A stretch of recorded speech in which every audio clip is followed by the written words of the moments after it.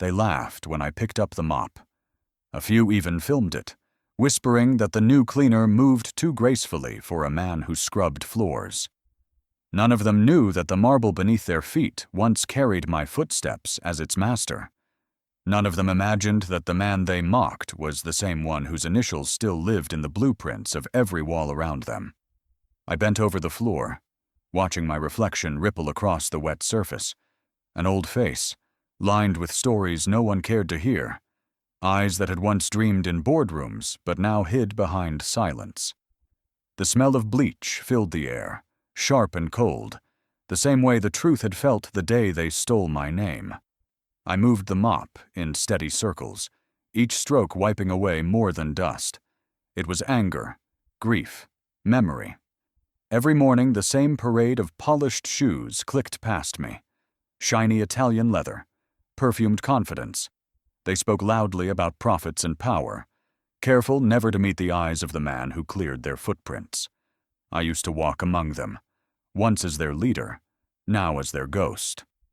They didn't recognize me, though some said the cleaner looked strangely familiar.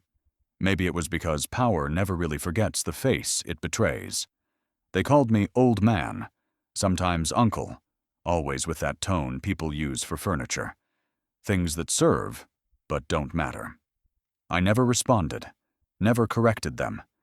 Power is most dangerous when it learns to stay quiet. So, I cleaned. I listened. I watched. There's a kind of wisdom that only humiliation can teach. From the corner of my eye, I noticed how they lied during meetings, how greed sat beside ambition, smiling like an old friend. I saw the fear in the eyes of interns when they spoke to managers, the exhaustion of guards whose wages couldn't feed a single child. I watched it all. The empire I built turned into a machine that fed on dignity. The walls still remembered me.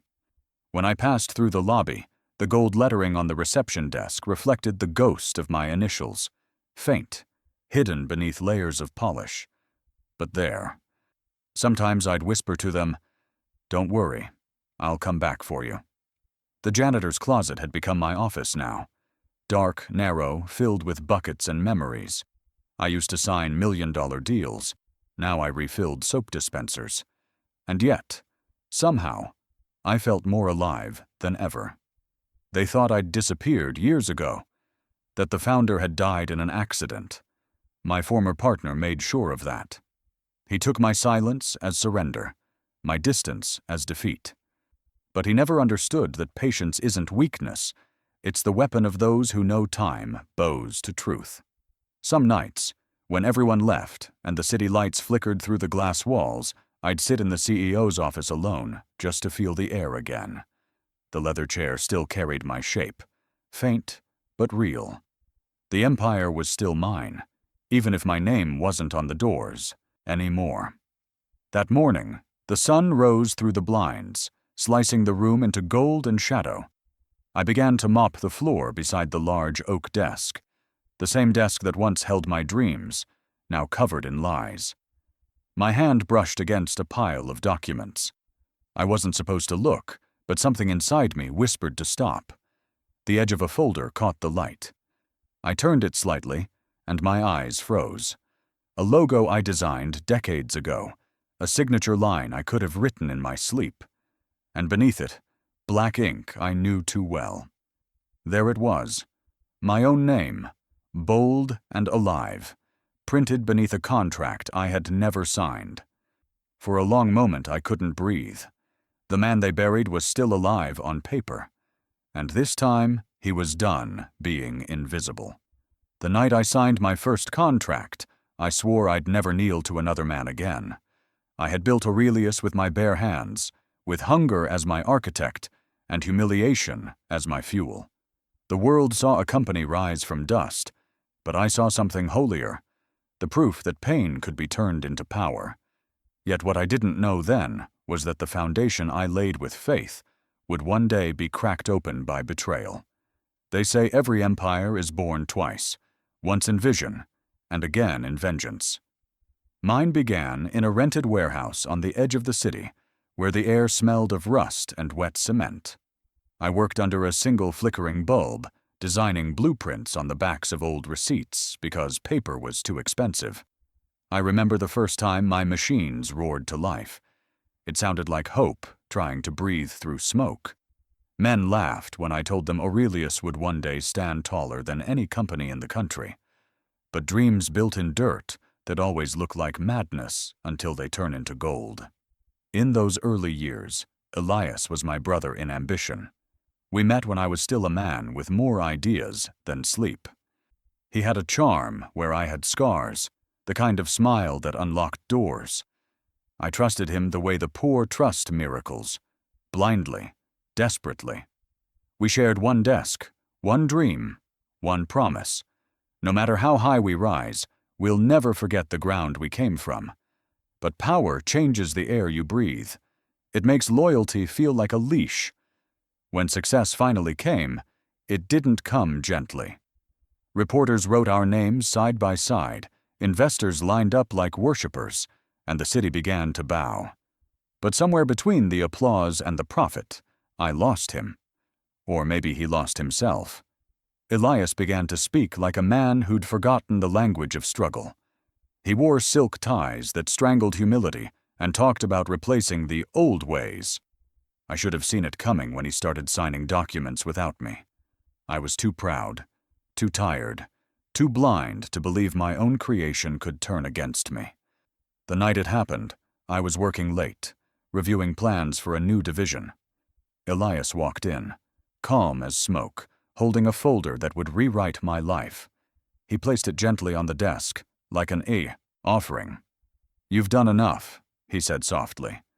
"It's time for someone else to lead." I laughed at first.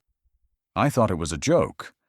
But then I saw the papers, the transfer of ownership, the forged signature, the legal stamp that turned betrayal into law.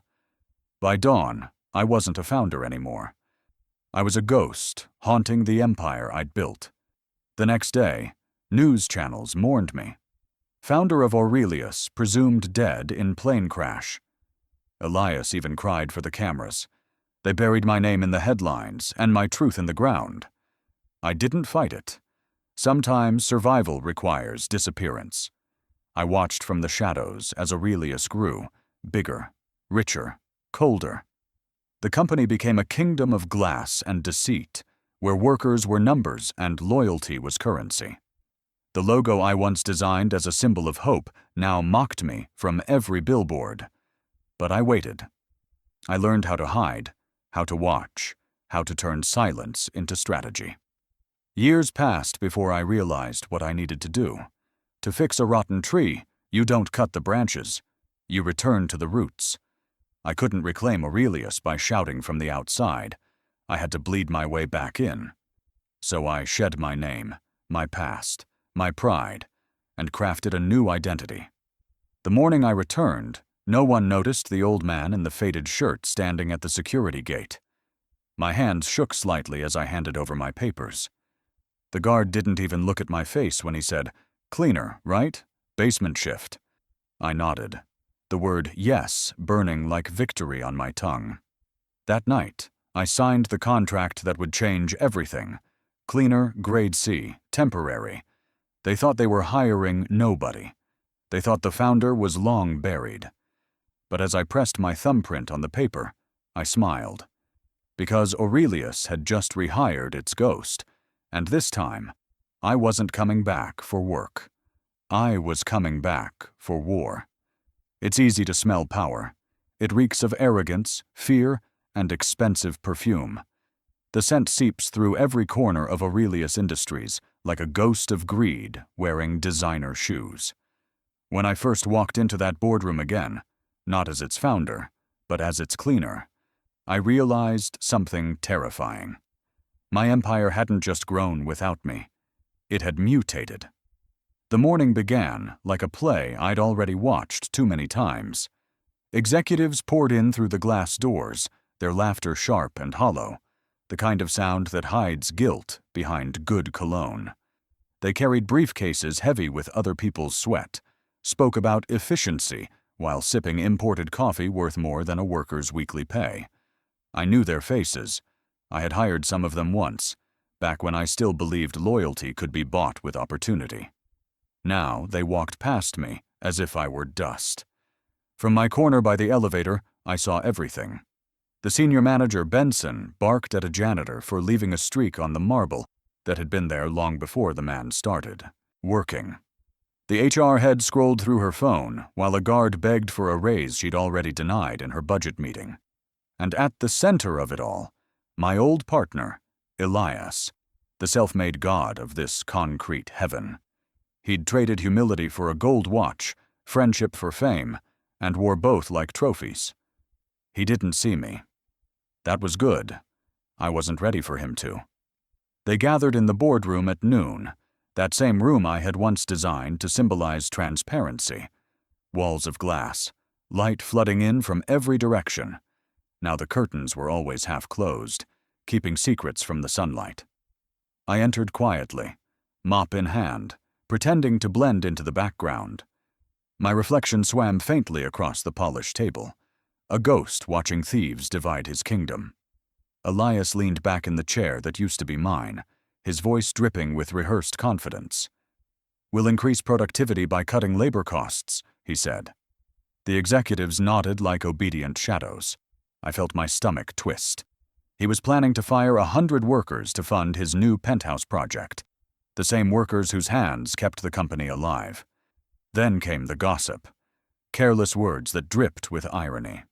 "You know," one of them said, "the founder was brilliant, but naive, left too much in the wrong hands." Laughter followed. Elias smiled faintly, swirling his drink. "The old man's gone," he said, "and even if he's not, his name dies tomorrow." The words sliced through the room like glass. I gripped the mop tighter to stop my hands from shaking. My heart pounded, but I kept wiping the floor, the rhythm of each stroke matching the rage in my chest. They were planning to erase me completely, remove my name from every legal document, rewrite history so thoroughly that the man who built Aurelius would vanish into rumor. Before I could think, I heard shouting from the hallway. A young assistant, barely 20, stood in tears as security dragged her toward the exit. She'd been accused of losing confidential files. I knew the truth before she said a word. The executives always needed a scapegoat. Her trembling voice cracked. "Sir, I didn't do it. Please, I need this job." No one looked at her. No one cared. I stepped closer, placing a folded napkin in her hand as she passed. Inside was a note. "Leave quietly. I'll fix this." Her eyes widened for a moment, confused, but she nodded, sensing something in my voice. A calm that didn't belong to a cleaner. That night I stayed late, found the files in the trash where the same manager who accused her had hidden them. I left them on the HR desk anonymously, knowing justice doesn't always need credit, only precision. Still, as I walked through those halls, something inside me ached. The owner in me wanted to burn everything down. The man in me wanted to save them all. I realized I was at war, not just with them, but with myself. Revenge and redemption were pulling me in opposite directions, both speaking in my father's voice. What kind of man do you want to be when they remember you? The next morning, I was mopping outside the boardroom again when I heard Elias laugh. "The old owner's dead," he said. "His name dies tomorrow." The mop handle slipped from my hand and clattered against the floor. The sound echoed louder than I meant it to. And for the first time in years, Elias turned his head toward me, his eyes narrowing, as if he'd just seen a ghost breathing in the scent of his lies. Sometimes, the people you meet in the shadows remind you what light feels like. For years I had believed that goodness was a myth, a story told to the poor so they'd stay soft while the rich sharpened their teeth. But then she appeared, quiet as dawn after a long storm, sweeping the same hallways where I buried my ghosts. Her name was Amara, and though her hands were rough with work, her voice carried the kind of gentleness that could make even silence kneel. She was new, just another invisible worker in the endless machinery of Aurelius. Yet, From the first day she arrived, something about her refused to disappear into the gray. While others rushed through their tasks with hollow eyes, Amara moved with a kind of grace that didn't belong in a place like this. She greeted every guard, shared her lunch with the janitors who couldn't afford theirs, and hummed songs that seemed older than the walls themselves. It wasn't the melody that caught me. It was the courage it took to sing in a place that had forgotten music. We met properly one evening in the cafeteria. I was sitting alone, pretending to read a maintenance report while studying the new executive memos hidden behind it. She approached, tray in hand, her uniform stained with coffee but her smile unshaken. "You always sit alone," she said softly. "People will start to think you're too proud to talk." I looked up, startled. No one had spoken to me like that in years. "Maybe I just like quiet," I replied. She laughed. "Quiet is only good when you have someone to share it with." And just like that, the walls I'd built began to crack. Days turned into weeks, and our paths kept crossing, in corridors that smelled of bleach, in storage rooms heavy with dust, under the hum of the broken air conditioner. She would bring me leftovers wrapped in foil, saying, "You look like you forgot to eat," and I'd pretend to accept out of politeness, though her kindness filled me more than the food ever could. Once, she told me her dream, to open a small bakery for her mother, who still lived in the countryside. "I don't need much," she said. "Just enough to never kneel again." The words struck me like an echo of my younger self. There was something about Amara that unsettled me. Her laughter reminded me of a time before ambition had turned my heart into a ledger. And every time she spoke about hope, I felt a flicker of shame, because I knew what this company did to people like her. I watched the supervisors scold her for mistakes she didn't make, cut her overtime pay without reason, and yet she never raised her voice. "If I stop smiling, they win," she once whispered to me. That night, I couldn't sleep. For the first time in years, I wanted to protect someone instead of destroy something. But Amara wasn't naive. She watched me the way one studies a puzzle, quietly, patiently, as if trying to fit the pieces of who I was. She noticed the way I read the company's internal reports as though they were mine, how I fixed the cleaning schedules with impossible precision, how I spoke to the supervisors without fear. One day, she said, "You don't talk like the rest of us. You talk like you used to give orders." I forced a smile and shrugged it off, but her eyes lingered too long, full of questions I couldn't afford to answer. Then came the night that changed everything. We had finished late, cleaning the top floor after a board meeting that left the place littered with half-empty glasses and discarded arrogance. She offered to walk with me to the gate, but I declined, too used to being alone.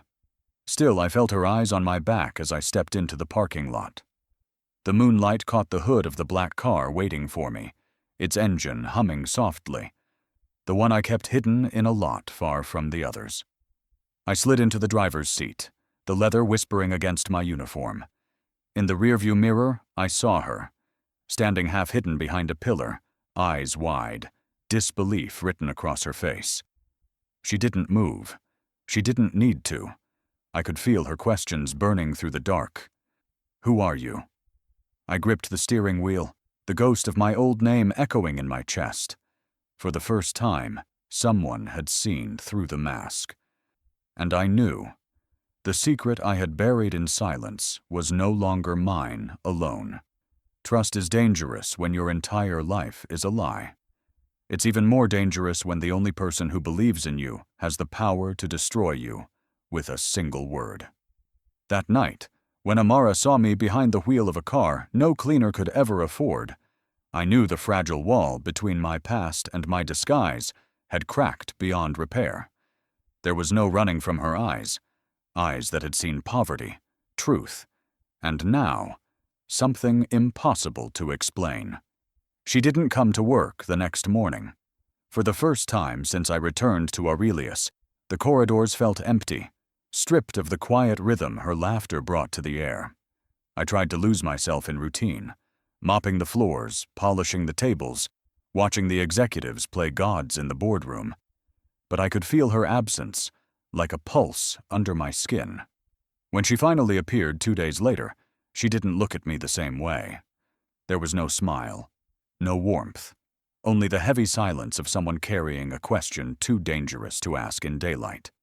We met in the storage, room after midnight, where the hum of the cleaning machines drowned the world outside. She stood by the window, arms crossed, her uniform dusted with fatigue. "Whose car was that?" she asked. Her voice didn't tremble. It cut through the air, clean and sharp. I could have lied, but her gaze pinned me to the truth. "It's mine," I said quietly. She blinked once, disbelief flickering across her face. "Yours?" "Yes." I took a step closer, lowering my voice. "A long time ago, before any of them knew the weight of the floor they walk on. This company was mine." The words hung between us like smoke, filling the small room with something heavy and sacred. She stared at me as if I'd spoken in a language she couldn't understand. "You built this place?" she whispered. I nodded. "Then why are you here, cleaning their dirt?"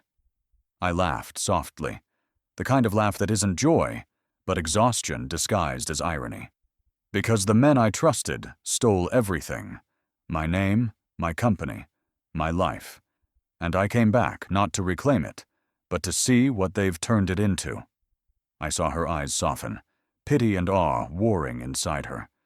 "You shouldn't be here," she said. "You're living among wolves." "Maybe," I replied. "But wolves forget, the forest remembers who planted the trees." For a long time she said nothing. Then she stepped closer, her hand trembling as she reached for mine.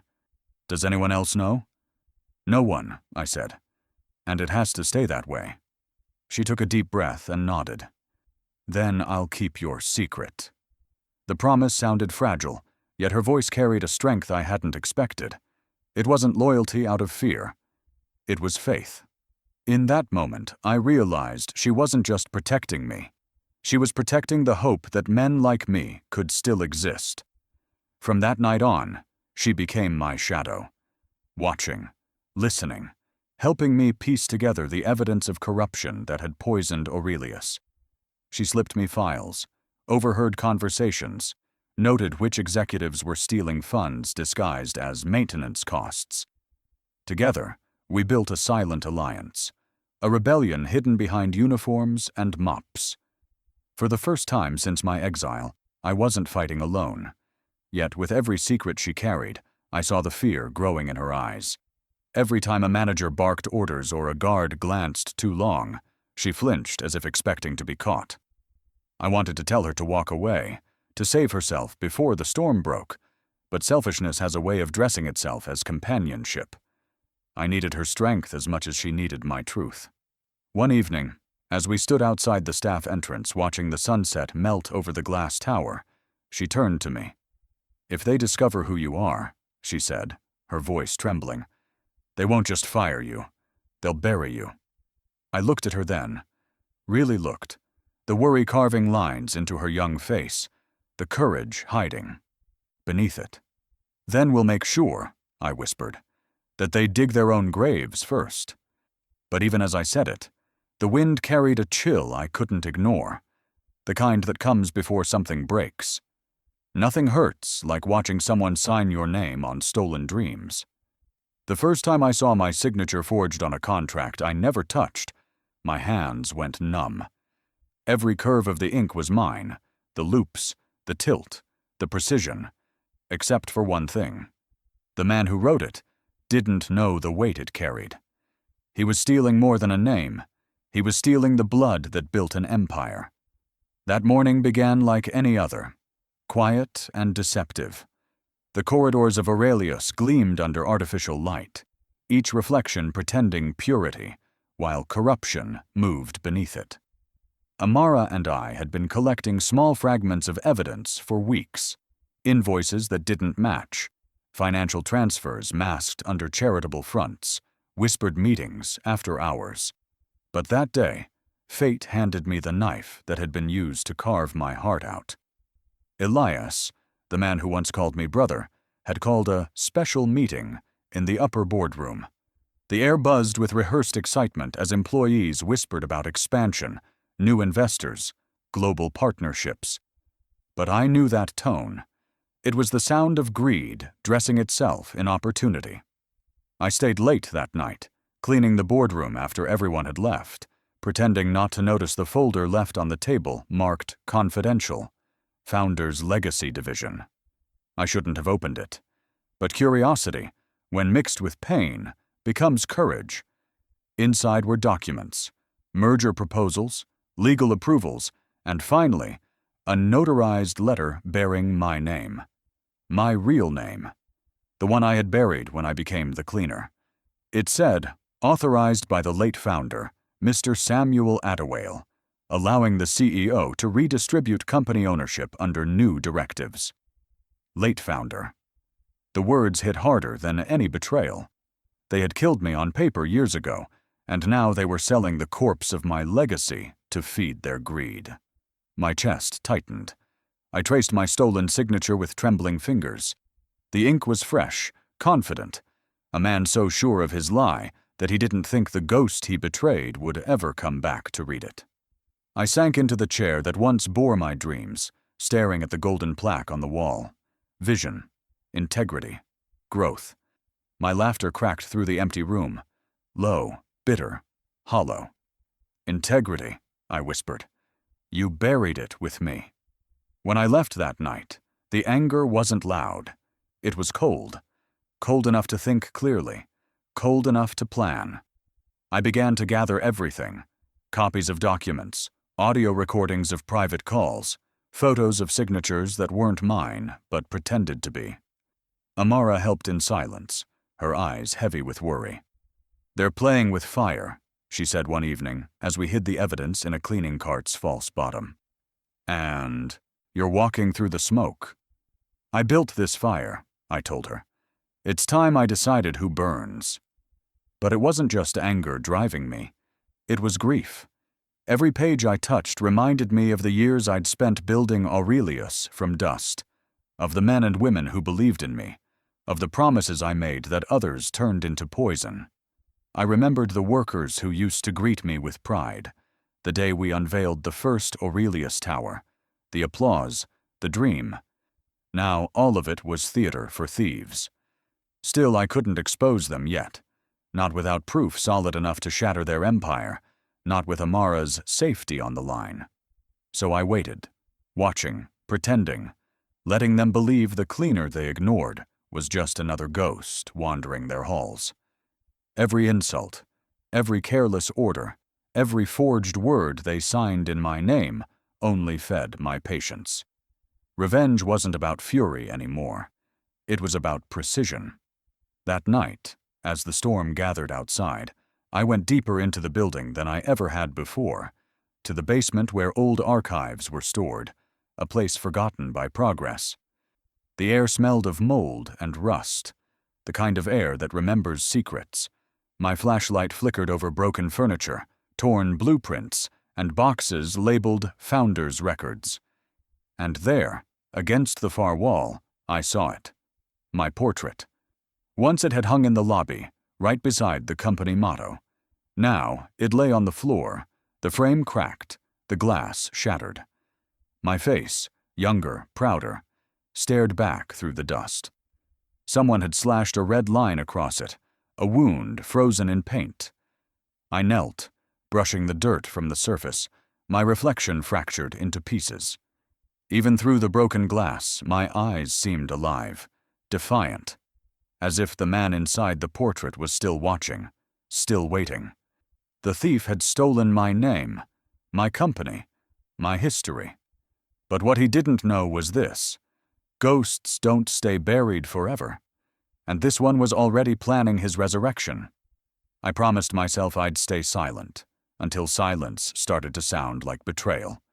For months I had mopped their marble floors, emptied their gold-lined trash bins, and listened to their laughter echo through the halls my hands had built. I told myself I could endure it, that revenge demanded patience. But there comes a point when quiet becomes poison. And that day, as I stood in the boardroom pretending to be invisible, I realized I was done swallowing the venom they called power. It was a Thursday morning, the kind of day that looked too clean to hold corruption. The executives were gathered for what they called a performance review, though everyone knew it was just another excuse to justify cutting wages and padding their bonuses. I was there to replace the water bottles, invisible as always, a shadow with a mop. They didn't lower their voices when I entered. To them, I was furniture that moved. I listened as the CEO, Elias, leaned back in his chair, smirking. "The workers should be grateful," he said. "Half of them can't even spell contract, and we're paying them above market." Laughter rippled around the table, sharp and cruel. Another executive added, "You could replace the janitors with machines, and productivity would double." The words scraped something raw inside me. My father's face flashed before my eyes. The pride, the sweat, the quiet dignity of the people they were mocking. My jaw tightened, and before I could stop myself, the word slipped out. Steady, measured, but burning. Machines don't stay loyal when the lights go out. The room fell silent.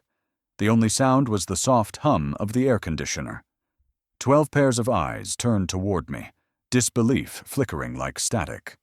The CEO frowned. "Excuse me?" I straightened, meeting his gaze for the first time. "You said machines are better than people. But the truth is, machines don't care if your profits fall, and they don't protect your empire when no one's watching. It's the cleaners, the guards, the hands you don't see. They're the ones who keep this place standing." For a moment, no one spoke. Then someone snickered. "Who does this janitor think he is? A philosopher?" Laughter followed, but thinner this time, uneasy. I didn't move. I wasn't shaking. For the first time, I felt the room bend, just slightly, under the weight of my voice. Elias tried to smile, though his eyes had narrowed. "That's quite an opinion for someone with a mop," he said. I tilted my head. "Maybe. But even a mop knows where the dirt collects, sir. Especially when it's under the table." The laughter stopped completely. A hush spread, the kind that hums with danger.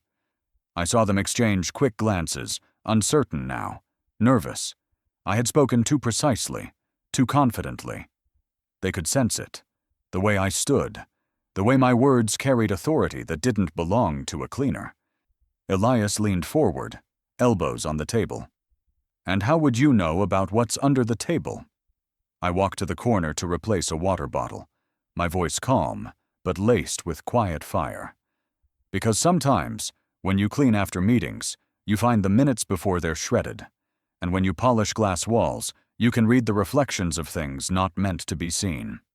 One of the executives shifted in his seat, muttering something under his breath. Elias's expression hardened. "You seem to know quite a lot for a janitor." I shrugged lightly. "Let's just say I pay attention. Someone has to. You're all too busy counting zeros that don't belong to you."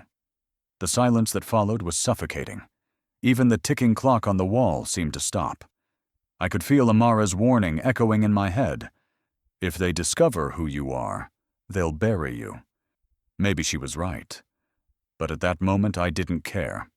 Some truths deserve to be spoken, even if they burn the tongue that speaks them.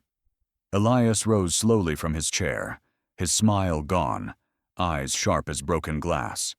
He leaned across the table, voice low enough to make the room shiver. "Who the hell are you?" he hissed. I looked at him, my reflection shimmering on the polished surface of the table, and smiled, the kind of smile that doesn't answer, only promises. "You'll find out soon enough. The moment you threaten power, it stops pretending to be polite." The air inside Aurelius changed after that meeting. Colder, heavier, charged with the kind of silence that follows a gun being loaded.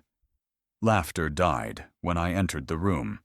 Conversations paused mid-sentence. The same men who once ignored me now watched me like hunters studying a wounded animal. Not out of respect, but suspicion. Power, I learned, doesn't get angry when you challenge it. It gets afraid. And fear, in the hands of the greedy, is always deadly. For days I felt it closing in, the invisible noose tightening around my disguise. My cleaning schedule changed without notice. My locker was moved to the far end of the basement. Even my time card had been tampered with. Amara noticed it first. "They're watching you," she whispered one night as we scrubbed the marble floors. Her eyes darted toward the camera in the corner. "Someone's planted a trap. Promise me you'll be careful." I promised, though we both knew promises mean little when you're surrounded by predators. The trap was set a week later. It began with a missing hard drive, one supposedly containing financial records from the CEO's office. It disappeared the same night I worked overtime cleaning that floor. By morning, the company's security team, men I once paid salaries to, were waiting for me near the loading bay. Their faces were blank, professional, but their orders were sharp. "Mr. Cola," one said, "we'll need you to come with us."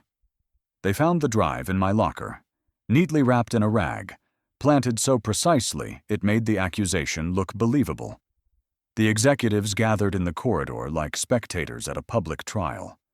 I stood there, surrounded by men who didn't know they were sentencing their employer to humiliation. The CEO stepped forward, voice dripping with false pity. "Stealing from a company that feeds you," he said. "I expected better, even from someone like you. Someone like me." The words hit like a slap. I wanted to shout, to tell him the truth, that he had stolen from me, that every inch of this building had been bought with my sweat and vision. But Amara's warning echoed in my head. "They'll bury you." I forced myself to stay calm, my silence now sharper than any confession could be. They dragged me toward the security office, their hands gripping my arms, my badge stripped from my chest. The hallways blurred, memories colliding. The first brick I laid for this company, the first meeting I ever chaired, the first handshake that built. The dream they had turned into poison. As we passed the service door, I caught a glimpse of movement. Amara, standing half hidden in the shadows, her eyes blazing. When the guard turned to adjust his grip, she acted. A crash of metal filled the corridor. A cleaning cart tipping over, bottles clattering, water spreading across the floor. In the chaos, she grabbed my wrist. "Go," she hissed. We ran through the maintenance tunnels, the sound of footsteps echoing behind us. My heart pounded, not with fear, but with fury, the kind that burns away hesitation. We slipped out through the back entrance, the night swallowing us whole. The rain had begun to fall, heavy and relentless, washing the dirt of years off my face. For the first time in a long time, I felt like myself again. Not a ghost in a janitor's uniform, but the man who built an empire and was now ready to reclaim it. We stopped near the old parking lot, breathless. Amara looked at me, her voice trembling. "You can't go back," she said. "They'll destroy you." I shook my head slowly. "No," I said, staring at the glowing tower in the distance. "Tomorrow morning, I'll walk through that gate, not as a cleaner, not as a ghost, as the man whose name they stole." The next morning came with headlines already written by liars. They called it "Termination for Theft." They paraded me through the lobby like a warning. Cameras flashed, whispers spread. The CEO smiled for the crowd, enjoying his theater of control. But I didn't bow. I didn't speak. I simply looked him in the eye, calm, unbroken, and let the truth rest quietly on my tongue. As they handed me the dismissal letter and tore the badge from my chest, I said softly enough for only him to hear, "You just fired the man who signs your paychecks." His smirk faltered for the first time. And as I walked away, I knew, the night they tried to bury me, they forgot I was a seed. Power is only power until the truth walks into the room. The morning after they fired me, the city woke up to a storm, not of rain, but of reckoning. The same tower that had buried my name now shimmered beneath the sunrise, unaware that the man they'd dragged out in disgrace was walking back through its gates. not as a cleaner, but as its rightful king. I wore the same kind of suit I had on the day I founded Aurelius Holdings, dark charcoal, hand-stitched, the color of old revenge. It had been locked away for years, waiting for this dawn.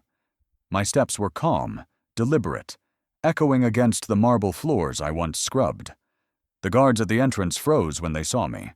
The same men who had pushed me out now stood straight, uncertain, glancing at each other. "Sir, this area is restricted," one stammered. I smiled, not cruelly, but knowingly. "It used to be mine," I said, handing him a security pass.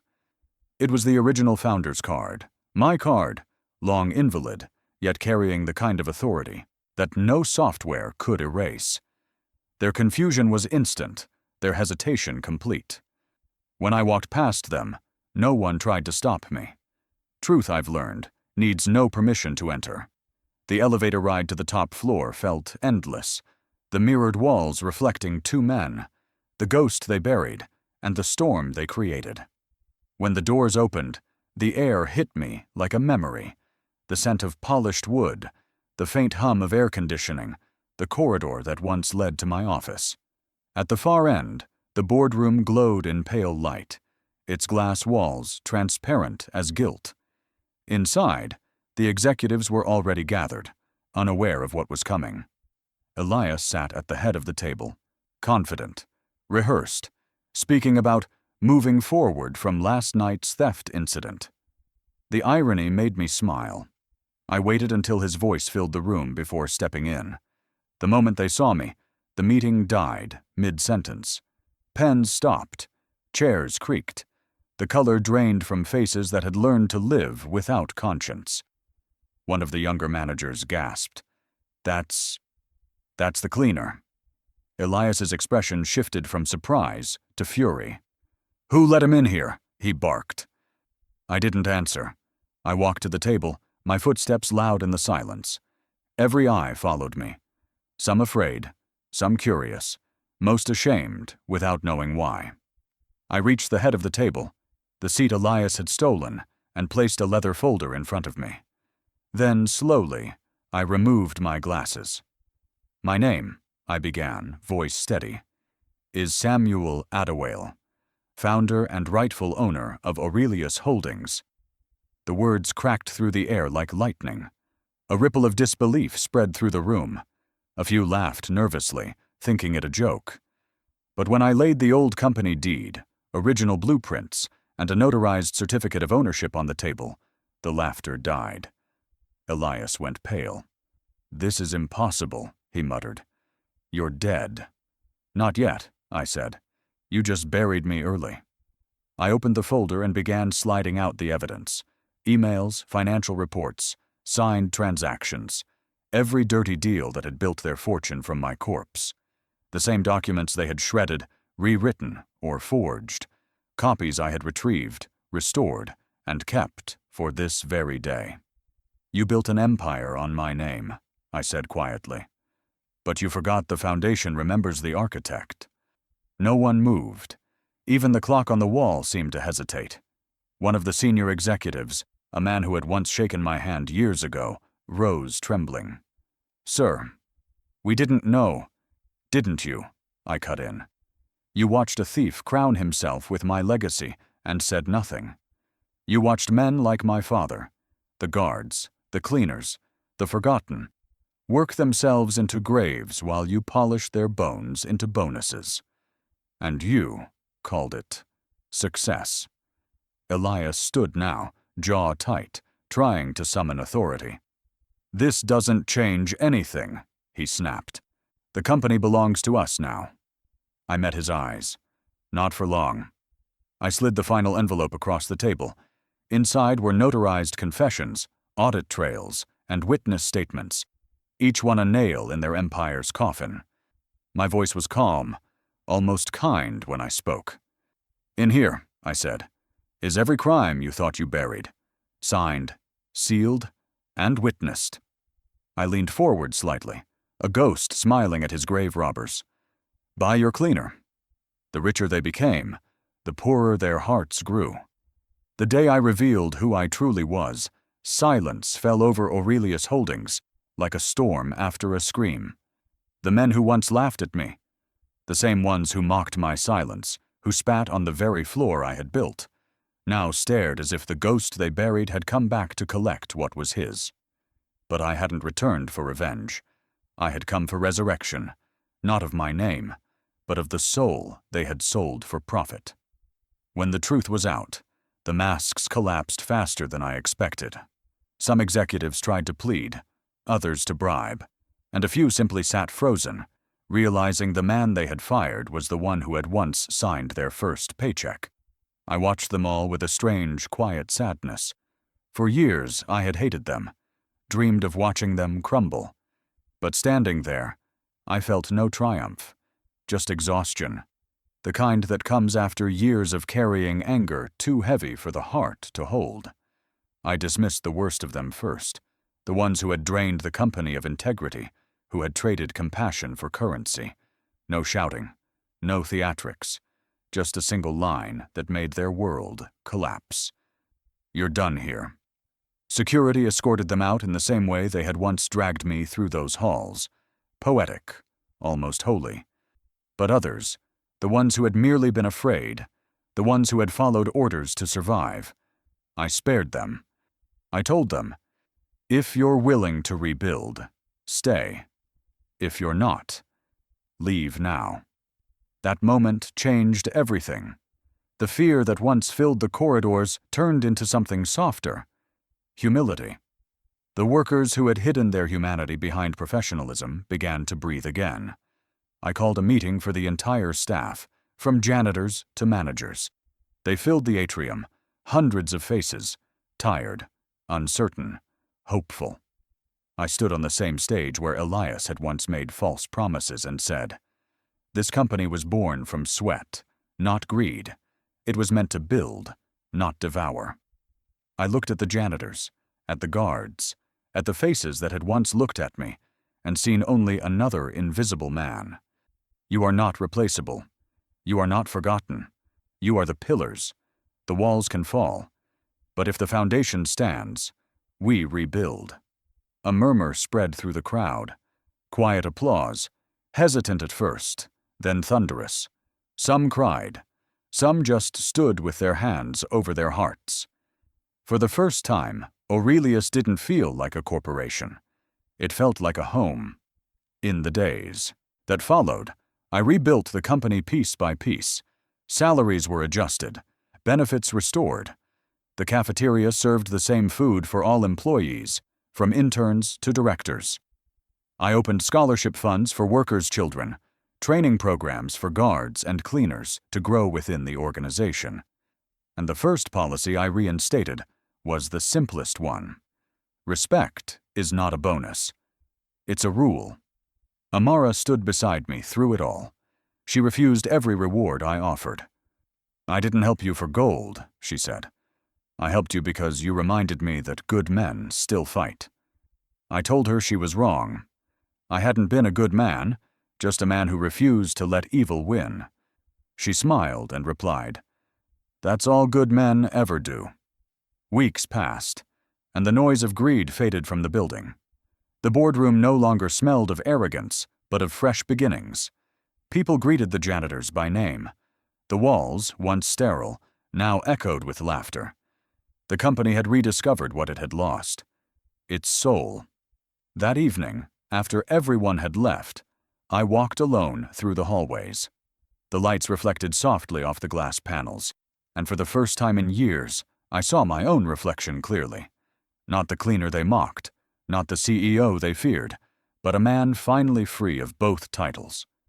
I smiled, whispered to the silence, "We built it back, old friend." And somewhere deep within the building, the walls seemed to breathe again, as if the company itself had forgiven me too. When you've been invisible long enough, you stop wanting to be seen. You start wanting to see others. For most of my life, I thought power was about being noticed, about walking into a room and having people stand, whisper, and make space for you. But after everything I'd lost and rebuilt, I learned the cruel truth.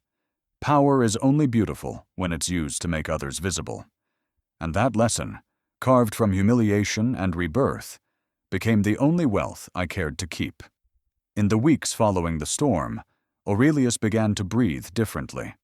The cold air of fear was replaced by warmth, conversations in corridors, laughter in elevators, eyes that met without judgment. The building no longer stood as a monument to arrogance, but as a living thing, flawed, hopeful, human. It was strange walking those same halls and realizing that redemption could echo louder than greed. The first thing I did as CEO was dissolve the hierarchy that had poisoned the company's veins. No more locked offices, no more private elevators. Everyone entered through the same door. The gate that had once separated the valuable from the replaceable now opened equally for all.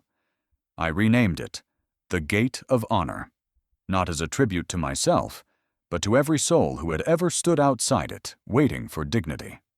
I started an initiative called Shared Hands. Every employee, from the janitors to the directors, received a small share in the company's profits, not as charity, but as justice. If we build together, I told them, we rise together. And for the first time in years, people began to believe that their effort meant something beyond survival. Productivity soared, but that wasn't what made me proud. What moved me was watching a cleaner walk into the staff canteen, sit beside a senior manager, and share lunch without fear. Humility became our strongest department. Once power lived in corner offices, now it lived in eye contact. We trained leaders not to command, but to listen. I told every new manager, a title doesn't make you tall. It just gives you the chance to lift others. One afternoon, after a long meeting about expansion, I sat alone in my office, the same space where Elias had once plotted deceit.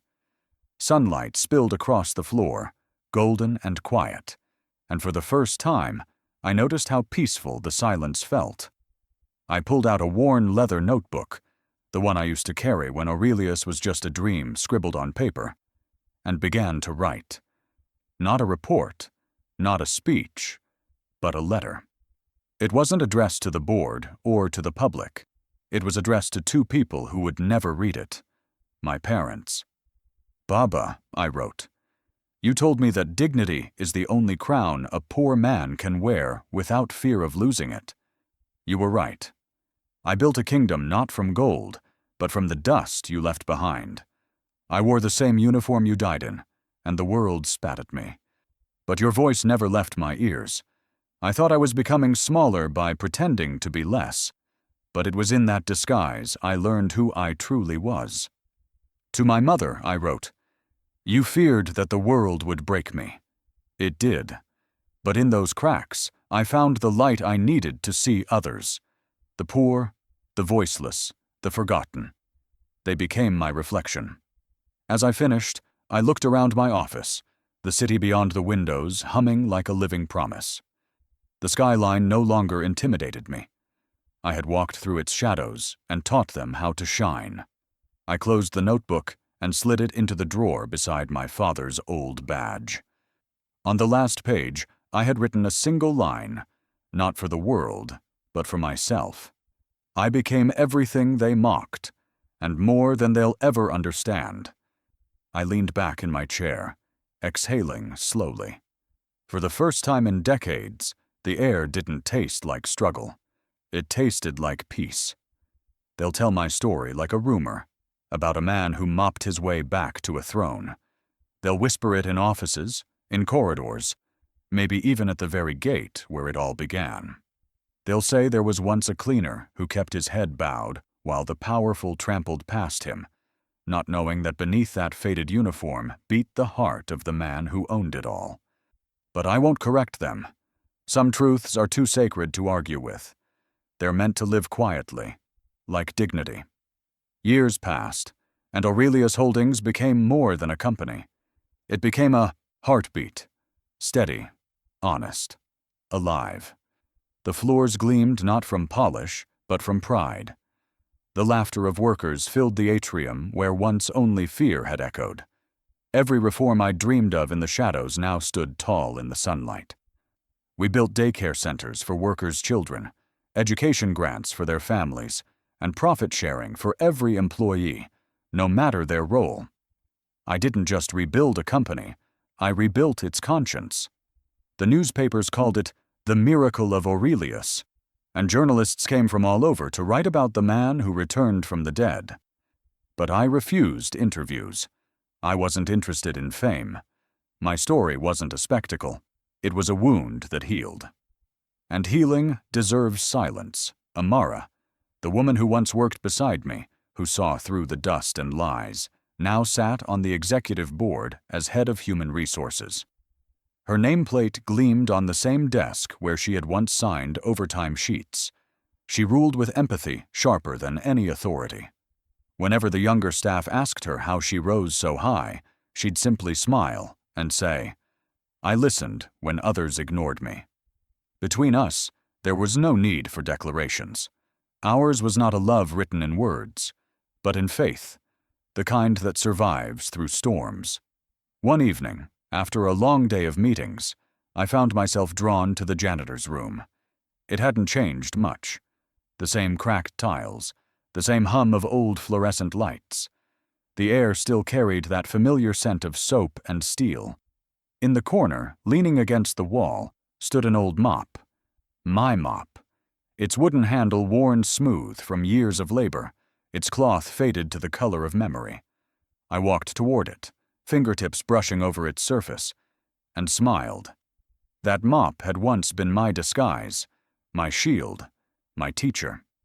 It reminded me that humility is not weakness, it's strength disciplined by pain. I lifted it gently and whispered, "You and I, we built this together."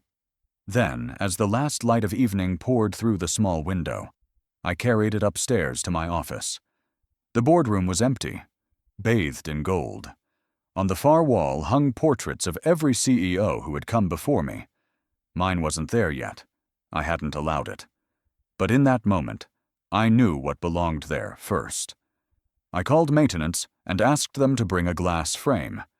Inside it, I placed the cleaner's uniform, the faded shirt, the worn gloves, and that old mop. Beneath it, I had a small plaque engraved, "Respect every shadow. Some of them once built the light." When the staff discovered it the next morning, some cried, some stood in reverent silence. I didn't say a word. I wanted that symbol to speak louder than any speech I could give. Because that uniform, framed in glass, wasn't just a relic of who I was. It was a reminder of who they could be. That night, when the building emptied and the hum of the city softened, I turned off the office lights and stood by the window one last time. The skyline shimmered. The same city that had once buried me now reflected my name across its glass towers. I whispered into the quiet room, "Never forget, the floor you step on might belong to the man who built it." Then I smiled, locked the door, and walked away, not as a cleaner, not as a CEO, but as a man who had finally cleaned his soul. If this story touched your heart, don't just scroll away. Share it with someone who still believes that dignity can rise from dust. Tell me in the comments what lesson you'd take if life ever forced you to start again from the bottom. Your one click, a like, a share, or a subscribe, helps me keep telling stories that remind us what humanity truly means. Stay till the next story, because here, every ordinary person hides an extraordinary truth.